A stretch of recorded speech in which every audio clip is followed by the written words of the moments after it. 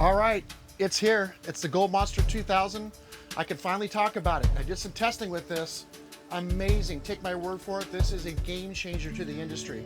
Prospectors, you need to check this out. All right, today we're going to unbox it. We'll put it together and we'll go through some setup. Let's get started.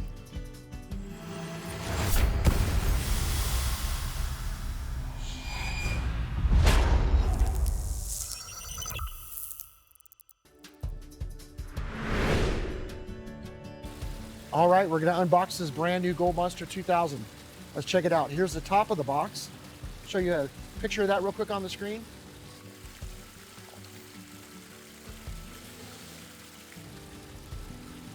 And then we'll look at the back of the box. There's the back. Nice artwork on here. Shows you some of the features on the screen. And then we'll show you the sides as well. Some accessories in here. You'll see there's no 10-inch coil yet. That's coming. And then here is the part right here where it says designed by Minelab Electronics in Australia, assembled for Minelab Australia, under contract, made in Malaysia. So okay, there's all the stuff to look at. Let's go ahead and spin the box around and open it up. It's already been opened once, so it's not factory sealed. Take a look in here. We got a little instruction getting started guide here. Just a 4-panel heavy waterproof material on this. One of those ones you could just stick in your pocket. Like I said, it's a waterproof paper. Pretty nice. And then some safety information here, like you get with all the new machines. And there's nothing else on the top of the box here. We'll pull the control pod out. You'll recognize this. It looks exactly like the Gold Monster 1000. They used all the same parts, so to speak, as far as the housing goes and the control pod. A little bit different on the front of the screen. We'll talk more about that in a bit, but basically it's the same as it was before. Your battery goes in here. Little 8th turn lock on that, and it locks it right in. It's a, like I said, same construction, nice heavy solid rubber feel right here in the front. The whole outside edge right here is all rubber. Got a screen protector on here. The buttons are nice and clicky and big. Easy to see, easy to feel. So there's that. I'll take the top part off here, take a look inside. And we got the arm cuff, same as it was before, like I said. Some charging cables and hardware. Looks like we have a 12-volt battery, like car battery, charging cable. And some mounting hardware here. It's a little bit different now that we have this collapsible system for the shaft. Some different parts here we didn't see before with the old 1000. Coil cover or skid plate. It's got the 5-inch round coil, which is right here. Nice. This is a special coil made just for this machine. So the 5-inch coil on the Gold Monster 1000 will not work with this new technology. There is a hybrid technology at force under the hood of this thing. So it takes a special coil. And like I said, we don't have the 10-inch coil yet, but they're working on it. And we got the wall charger in here with different adapters for different countries. And they're all in here. And the wall charger itself is in here.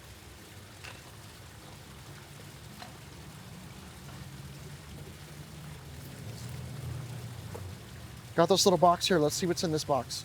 It's sealed.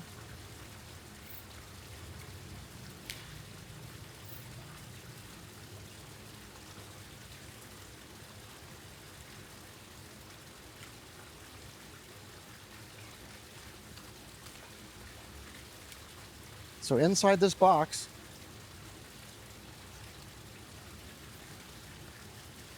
is a pair of earbuds. Nice little pair of earbuds here.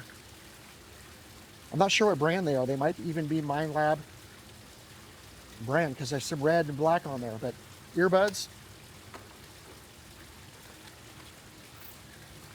One of the shafts, carbon fiber, super lightweight on this. Just a beautiful piece of carbon fiber right here. Nice and strong and lightweight with the cam locks like you see on the Manticore and the 900.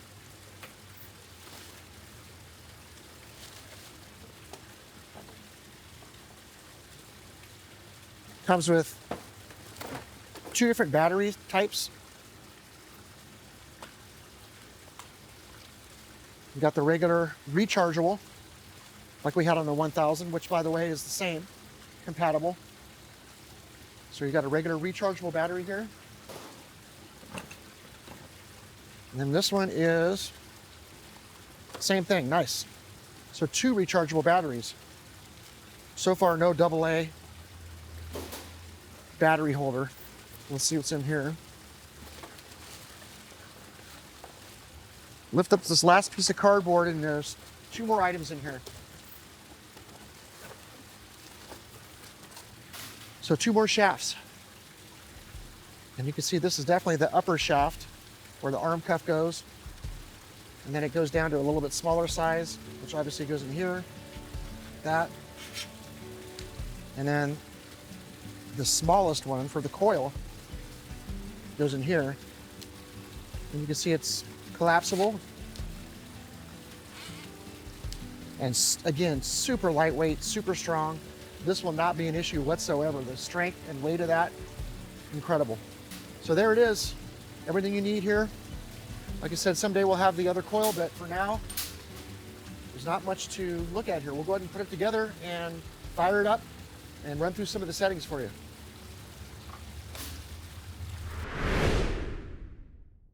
All right, to get started, we're gonna grab out of these 3 shafts here, 2 of them have red on them and 1 doesn't. That's the biggest one, so grab that. This is a capped end, that's the back of the metal detector, and this goes towards the front. So we're gonna take one of these here, and you'll see that it has that little notch sticking out, and we're gonna face it so that it faces the back, towards the rear. And just slide that down all the way down about here, about a 1/4 inch gap right there. And again, since this is the back, we know that the control pod goes on this way. And you'll see now how that fits into that section. Locks right into there. We can go ahead and tighten this down just a little bit because we're going to adjust it in a second anyway. But so just tighten it a little bit. We'll find another one of these. And this one's going to go the opposite direction. It's going to go right into there. And we'll tighten that down slightly. So that part's done. And again, you have the front of the machine and the back of the machine. Okay? So now we'll do the same thing with the arm cuff. Go ahead and get the arm cuff and just set it on here like this. And you'll know right away that it has the same little grooves. You'll see them. See those same little grooves? You can take that and slide it right into there. And also be careful with this because on the 1000, a lot of people pinch their skin on these. So just be careful when you're pushing in here. You don't get your fingers caught in here, your flesh of your hand or something and then pinch it. We're gonna take this and slide it back just a little bit towards the back here. That's for me with my size arm. You can adjust it to whatever you want, but that's what I'm gonna do. And we'll just put this last piece on right here. Again, be careful you don't get pinched right there. And we can tighten these just a little bit. And we're gonna spin it around. And we're gonna take a look at this front cam lock here. So I'm gonna loosen these just a little bit so that I can spin the shaft so that the cam lock, the bar of the cam lock, the adjustment bar, is on the bottom of the machine. So can you see that, how I have the bar down here on the bottom of the machine? Let's take a look at that real quick. And once you get that there, you can go ahead and tighten these down a little more than you did before. Don't over tighten these. They don't need to be over tightened because you will break them. Just when you hit resistance, it's probably good enough. So tighten that a little bit. Those are good.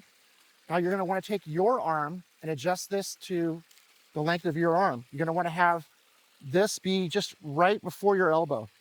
So for me, I need everything I can get out of this thing. Slide it back a little bit, all the way to the back. see here. Open this up so I can get my arm in here. There we go. And I got it set just where I want it. Line it up so it's all lined up nice. Tighten this. Make sure it's all the way in. Tighten this. And you can see this one is not all the way in. We'll push that in just a little bit. And there we go. Now I can tighten it. Okay, so that's the hardest part. You got the hardest part done right there. Next, we're going to take the small end that has this piece on it, and there's two little rubber lugs in here. They're little grommets. Make sure they're both in there. And then take that, and doesn't matter which way you have it in your hand. We're going to put it on the coil right here. Again, make sure those rubber grommets are in there. This is tight tolerances in here, so you got to kind of just eyeball it. And when you see the hole go all the way through, you should be able to drop the screw in there. It's not going to be easy. You might get lucky and get it your first shot, but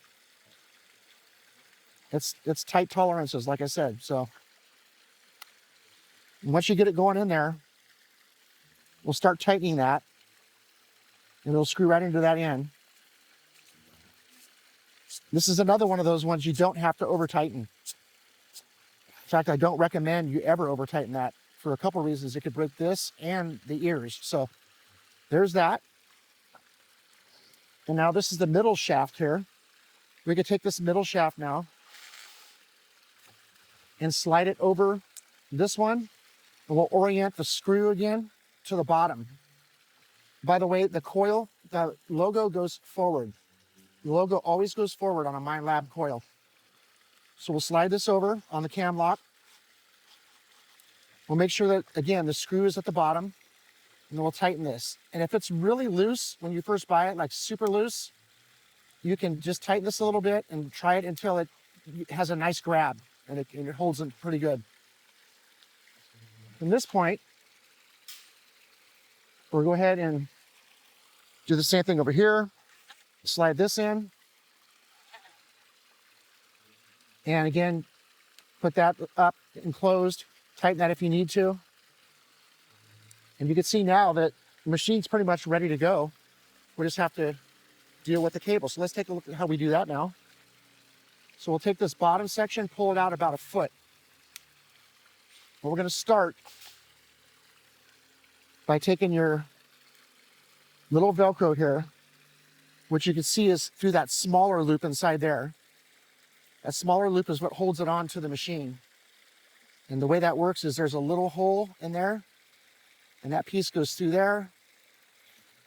Pull it tight, and it'll hold on to that. We're going to slide this down to about right here. Give yourself a good 8, 9, 10 inches right here, right at the side of the shaft there, like this.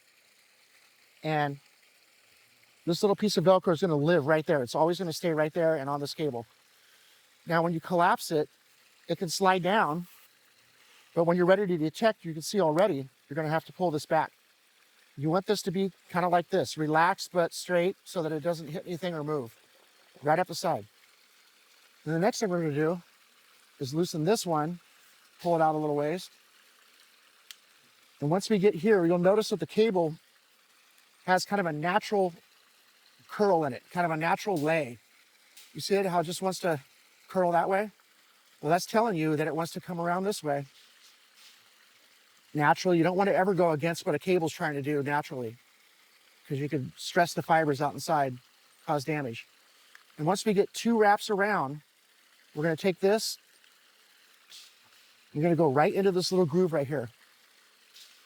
That little groove right there. And you could push this, kind of measure it so that you take this in right here. And this has a detent in there. It can only go in one way. Spin this until it drops in that socket. There we go. Once it drops in there, go ahead and tighten that. Push it in again a little bit more as you're tightening. Check it again. Tighten. One last push, and we're good. Then take this piece and give yourself a little bit of a curve here, and then just push this right underneath that ledge. And you can see how that looks. Now, depending on how tall you are, when you go to take the machine out and use it, I can go from red line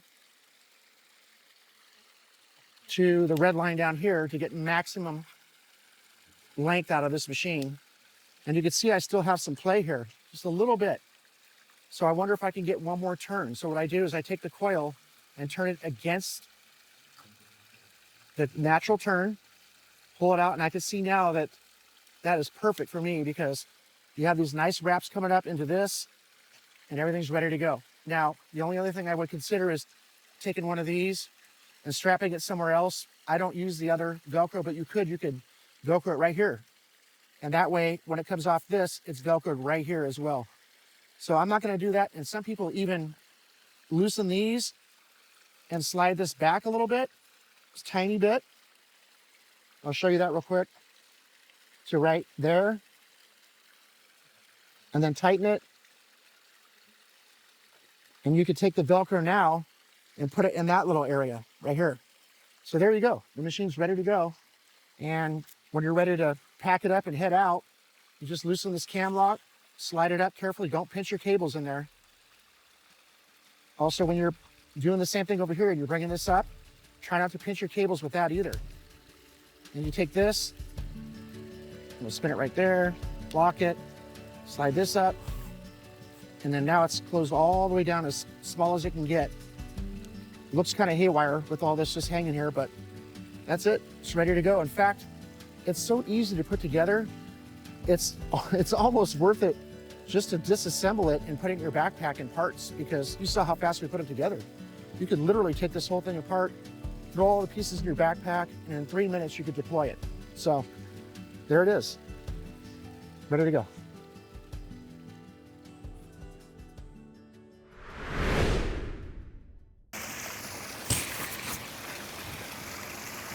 All right, we're gonna go over the settings real quick here. And the goal of this part of the video is to just show you the basic controls and what the settings are and what they're called. And then when we get out in the field, we'll talk a lot more about each setting and what they actually do. But right now we're just introducing you to the buttons and the settings. So you have the power button over here. You have an up, it's a plus sign and a negative sign, up and down for sensitivity. We'll skip over here, up and down for volume.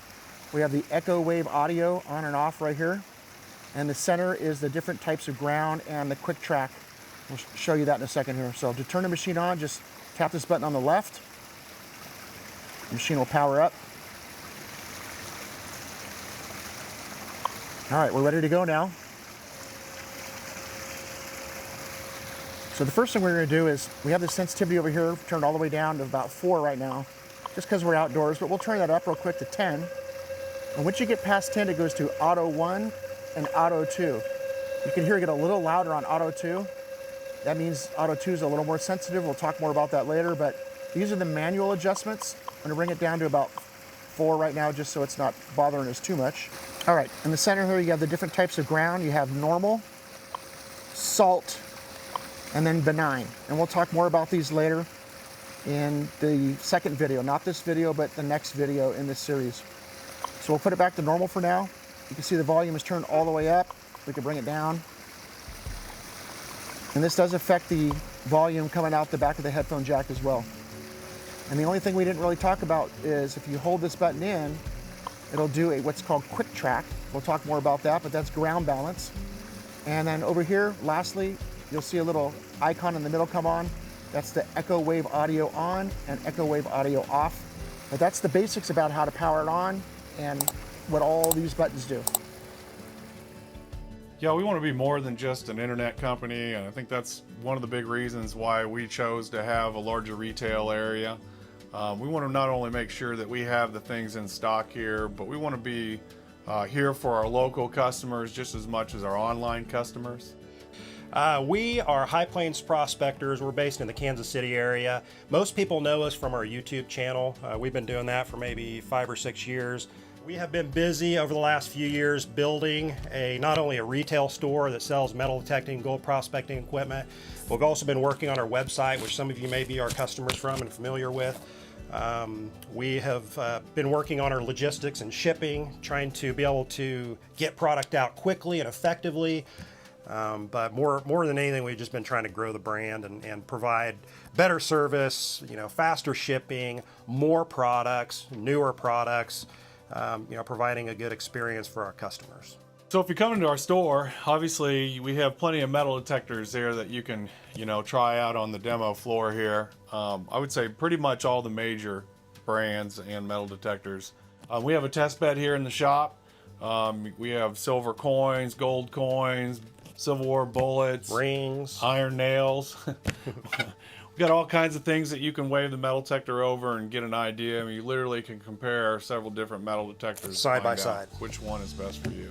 We have what I feel is probably one of the best retail stores in the Midwest. And I've been to quite a few prospecting shops across the country. Some of them are like little narrow hallways. We have, 2,500 square feet of retail space. A lot of it's dedicated to metal detectors. Some of it's dedicated to prospecting equipment. And we really have, and keep in stock, 99% of the things that most people would need to do either metal detect or prospect. We have gold pans, we have sluices, we have trommels, high bankers, and we have just about any metal detector you can think of on the market. All of the digging tools that you would need, some that you may not need, to be honest with you. Testing tools, testing equipment for gold, silver, platinum, that type of thing. And we have a lot of reading material and books as well, things that we can help educate our customers with. And it's all right here in stock in our store. If you're not local and you can't visit our store, you can obviously go on our website. We've really spent a lot of time updating it. Try to put as much content in the website so that you can, look back and forth at different products and compare. It's pretty easy. You just go on, pick the items that you need. You get us your address and your phone number, and you pay right there. Typically, your product's going to go out next day. We sell on Amazon, Walmart, eBay. Pretty much our all website, all of the online, pretty much all the online presence avenues. Yeah. But we all of our customers are treated just the same. All of our orders come in and go out very promptly. You can always give us a call, of course. We love taking phone calls here. We can help you narrow down to the equipment you need that best fits for your situation here. We get calls from people all across the country all day long. I can't tell you how many hours a week we spend on the phone between all of us. Talking to people, pre-educating them about products.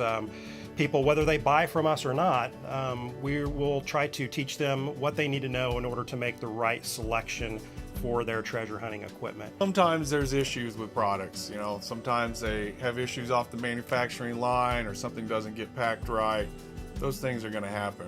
If you bought something from us and you think that maybe something's wrong with it, give us a call. Let's troubleshoot this situation. A lot of times there's something just technical or something that we can do over the phone to help you out and get you back in order. Another thing we do for our customers is that we will help you through that process if you do have some sort of warranty work that needs to be done. Just give us a call. We'll get a hold of our contact and we'll let you know what the best way to get that situation taken care of is. We usually stock all of the minor parts and pieces that you might need, things like battery clips and washers and connectors and all the accessories that you might need. We've had people that have found themselves on a metal detecting trip and realize they forgot something. Yeah. And it's as easy enough just picking up the phone, giving us a call and saying, hey, I'm going to pinch, and we can get it overnighted to you. We couldn't do it alone. We have Drew back in the shipping office. We have Julie in marketing and IT. I would say she kind of does a little bit of everything. Yeah, all of us get out there in the field just like our customers do, so we get experience. Fortunately with us, we have access to a lot of different brands and types of metal detectors, so we're able to kind of experiment and play with them and learn them. And that gives us the knowledge to be able to educate our customers when they come in. We're going to provide the follow-up. Our goal really is to get more people into the hobby and get them to stay in the hobby. And the best way for us to do that is to educate them, provide good follow-up, both before the sale and after the sale. We try to be, we try to really have product knowledge here. We want you to come in, we want you to be able to not only pick up the detector and turn it on, listen to it, but we want to be able to teach you and let you know how it works. If you give us a call, say you're going to buy online and you've got a couple questions and you want us to compare for you, we certainly can help you with that. All of our staff here is knowledgeable about the products, and that's important when you're spending this kind of money on these detectors. We've been building this company. This is something that we're You know, we're really trying to, we put our heart into, we put our backs into.